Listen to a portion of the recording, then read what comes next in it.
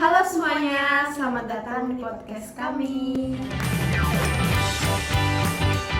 Halo Emma, halo Andra, selamat datang di podcast kami. Halo, terima kasih sudah mengundang kami. Seneng banget bisa ikut diskusi di sini. Sekarang kita bahas apa sih surplus ini?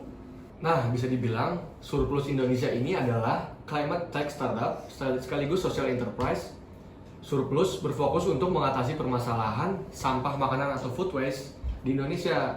Dan pasti kalian nanya, kayak caranya gimana sih untuk menghubungkan surplus ini? Jadi caranya adalah dengan menghubungkan para pelaku usaha seperti restoran, kafe, hotel, dan para pelaku UMKM yang mempunyai produk berlebih dengan kondisi yang masih aman dan layak untuk ke konsumen. Yang tertentu barang-barang itu kemudian akan dijual di aplikasi surplus setengah harga ke pembeli di jam-jam tertentu. Jadi itu pembeli juga banyak gitu manfaatnya, nggak cuma dari makanan yang masih layak dan harganya juga lebih murah pastinya. Nah, kalian sebagai narasumber pernah nggak sih melakukan studi kasus dengan aplikasi surplus itu sendiri? Waktu itu kita tuh pernah mencoba membeli makanan dari surplus, yaitu roti sourdough yang kita beli pada hari Selasa waktu itu pas jam habis etika budaya gitu, untuk ngebuktiin ke Pak Ares tersendiri. Iya betul tuh Andra. Waktu itu kita juga beli untuk studi kasus ya. Dan ternyata kualitas makanannya sangat bagus, sangat bagus, masih sangat layak. Masih oke ya. Masih oke banget. Dan harganya juga lebih terjangkau nih. Ini yang paling penting sebenarnya. Pasti buat anak kos di daerah Gading Serpong tuh pasti butuh kan harga-harga yang cuan gitu, yang murah. Makanan masih enak, yang penting harganya tetap murah dibandingin harga normal tuh jauh ya kan. Betul. Dan selain kepentingan studi kasus, kebetulan itu kita menemukan salah satu pengguna yang cukup sering membagikan pengalamannya nih membeli makanan dari aplikasi surplus yang melalui Instagramnya yang bernama @turfood gitu. Nah, akhirnya kita coba reach out nih ke kakaknya dan kita melakukan wawancara sekitar 11 pertanyaan. Yes. Dan username-nya bernama Turfood, @turfood. Beliau bernama Kak Ayas, umur 27 tahun. Dan beliau merupakan pengguna aktif surplus. Dia punya beberapa concern terhadap yang namanya food waste. Dan dia nemuin aplikasi itu dari thread Twitter. Dia lagi scroll thread Twitter, akhirnya nemu. Dan akhirnya dia mencoba untuk memakai aplikasi tersebut yang tujuannya untuk menyelamatkan makanan yang nyaris menjadi sampah. Dan akhirnya begitulah dia menjadi pengguna yang lumayan sering di surplus. Iya betul. Oh ya, hebat juga ya.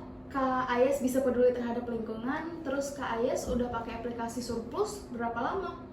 Lucunya, Kak Ayas sebenarnya tahu aplikasi ini dari zaman COVID 2020. Tapi beliau udah stop pakai surplus di tahun 2020 dan mencoba lagi di tahun 2025. Akhirnya saat beliau mencoba, beliau ternyata kaget nih karena aplikasi surplus sudah banyak yang update dari ya betul, jadi lebih enak dioperasikan lah. UI-nya ya? Iya, UI lebih enak.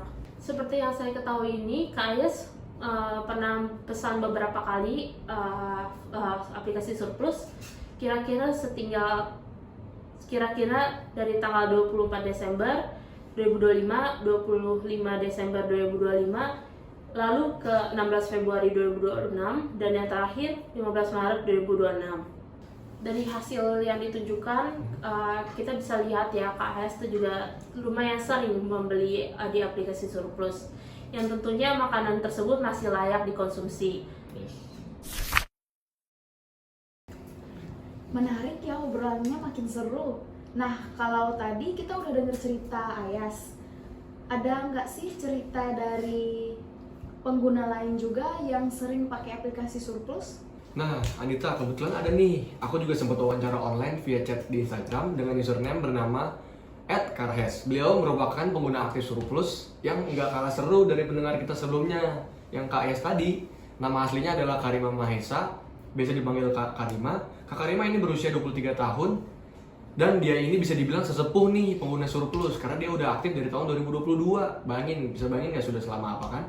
Dan kalau Kak Ayas itu kan, dia tahunya dari Twitter. Kak Karima itu tahu aplikasi ini justru dari LinkedIn. Karena waktu itu ada info student ambassador, dari situ dia tuh langsung penasaran kan, dan mulai baca-baca.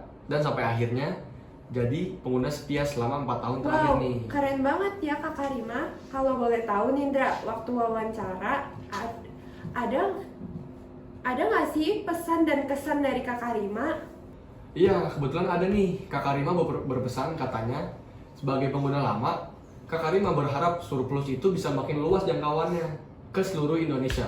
Dan nambah lebih banyak lagi toko-toko atau merchant-merchant yang bisa gabung ke Surplus. Biar jangkauannya orang-orang di daerah juga biar bisa pada tahu gitu kan. Jadi nggak cuma di daerah yang bagus-bagus seperti Garing Serpong atau Jakarta aja.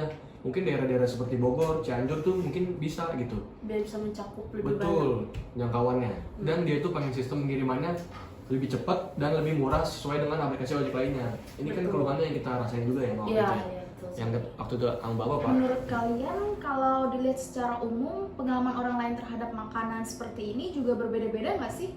Iya, betul tuh. Kayak misal remaja, orang dewasa, orang tua, pasti beda-beda gitu kan cara pandangnya.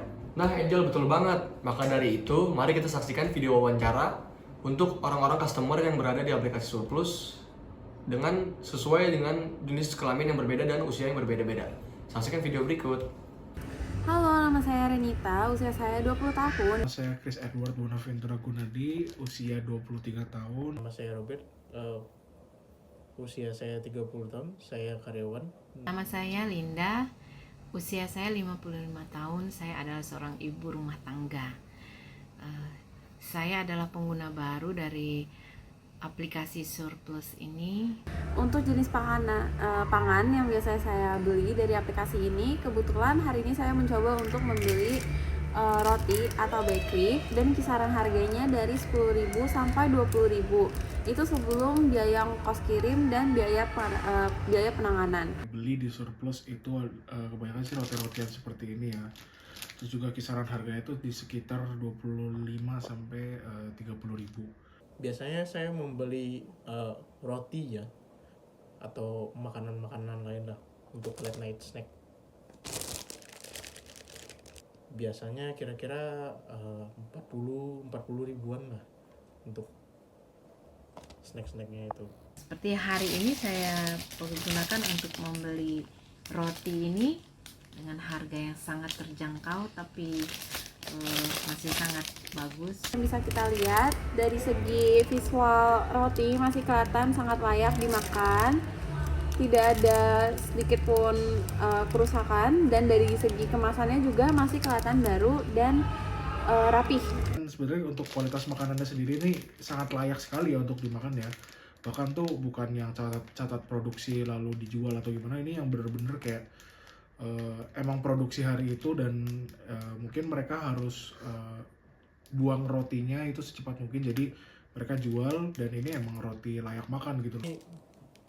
Kualitasnya bagus, terus masih enak lah untuk dimakan. Yang saya ketahui masih banyak toko makanan dan restoran lain yang masih belum diedukasi tentang dampak buruk dari food waste. Untuk secara etika ya ini benar-benar aja untuk mengurangi food waste gitu loh. Cuman yang jadi permasalahan adalah apakah orang-orang itu terbuka untuk memahami bahwa food waste seperti ini tuh bukan kotoran atau sampah yang harusnya dibuang, bahkan masih bisa dikonsumsi, dan dari segi bisnis pun itu juga akan lebih menguntungkan karena perusahaan tidak akan kehilangan 100% dari modalnya jika roti itu tidak laku. Jadi ini masih bisa menguntungkan dari dua belah sisi. Saya kira dengan adanya aplikasi Surplus ini suatu aplikasi yang sangat bagus supaya nggak ada makanan atau apapun yang terbuang, karena masih bisa dikonsumsi dengan baik. Kita membeli makanannya dengan harga yang sangat terjangkau. Kedepannya saya harap aplikasi Surplus bisa memperbanyak lagi pilihan restoran lain agar pilihan makanan juga bisa semakin beragam. Menurut saya aplikasi ini udah lumayan oke sih semuanya. Paling yang ditingkatkan cuman perbanyak aja toko-tokonya yang bisa dibeli. Nah, Mungkin mulai mengedukasi kali ya, Surplus sudah harus mulai mengedukasi tentang orang-orang di sekitar bahwa makanan seperti itu bukan sampah, tapi makanan yang bisa dikonsumsi dengan harga yang lebih murah, Dan juga menurut saya apa yang dapat ditingkatkan oleh Surplus ya marketing, ya balik lagi marketing edukasi, marketing dari brandnya sendiri. Semoga kedepannya aplikasi ini semakin banyak penggunanya, dan berharap aplikasi ini bisa sangat membantu untuk masyarakat luas. Yuk mulai dari diri sendiri kita mengurangi food waste. Terima kasih sudah menonton podcast kami. Sampai jumpa. Sampai jumpa.